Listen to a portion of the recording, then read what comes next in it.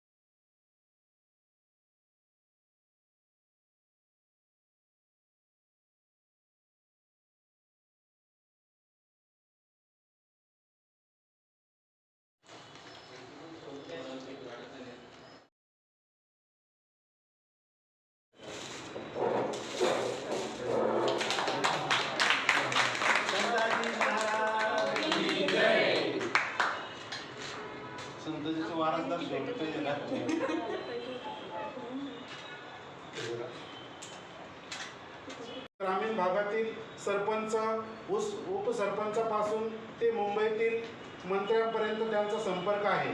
त्यांनी वाढवलेला हा जनसंपर्क आश्चर्यचकित करणारा आहे। सतत धडपडण्याची सवय या गणेश पवारांना राजकारणातील उंची मिळवून देणार आहे। आपण विधानसभा निवडणूक लढवावी असा सल्ला काही मित्रांनी या पवारांना दिला।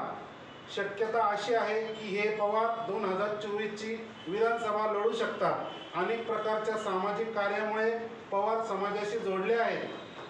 परिणामी या पवारांना भविष्यात मोठी राजकीय संधी मिळू शकते। या संधीचे सोने करण्याची त्यांची क्षमता आहे। वाढदिवसानिमित्त या पवारांना मनपूर्वक हार्दिक शुभेच्छा।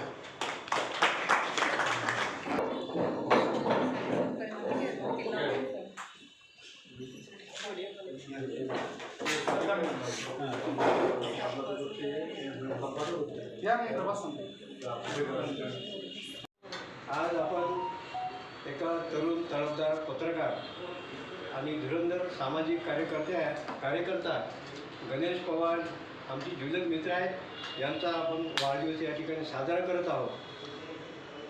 आज एका तरुण कार्यकर्ता आणि पत्रकार याचा वाढदिवस साजरा करत असताना आपल्यासमोर भविष्यातील जी भविष्यवाणी आहे, ही भविष्यवाणी कुठेतरी एक साक्षात आपलं रूप धारण करणार आहे याचा या ठिकाणी आम्हाला विश्वास आहे। कारण गणेश पवार हे आमचे जीवलग मित्र आहेत। गेल्या कित्येक वर्षापासून आम्ही पत्रकारिता क्षेत्रामध्ये आम्ही सोबत आहोत। हा माणूस अतिशय मनमिळावू आहे, प्रेमळ आहे। तो जर एखाद्याच्या हृदयामध्ये घुसला तर कायमस्वरूपी त्याच्या हृदयामध्ये स्थान निर्माण करणारा हा माणूस आहे।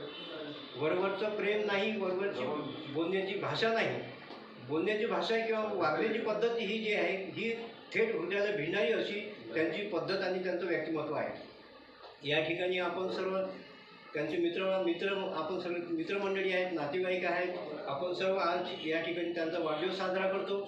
या ठिकाणी त्यांच्या राजकीय जीवनाला आपण चांगल्या शुभेच्छा देऊयात।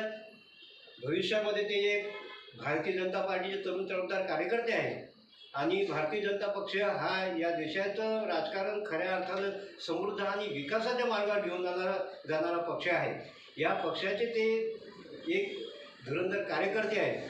त्यानिमित्तानं त्यांनासुद्धा या राजकीय प्रवासामध्ये, या पक्षामध्ये, या जीवनामध्ये एक उत्तम असं पद मिळावं, त्यांची उत्तर प्रगती व्हावी, ते फार मोठे नेते व्हावेत अशी आपण या ठिकाणी त्यांना शुभेच्छा व्यक्त करूयात।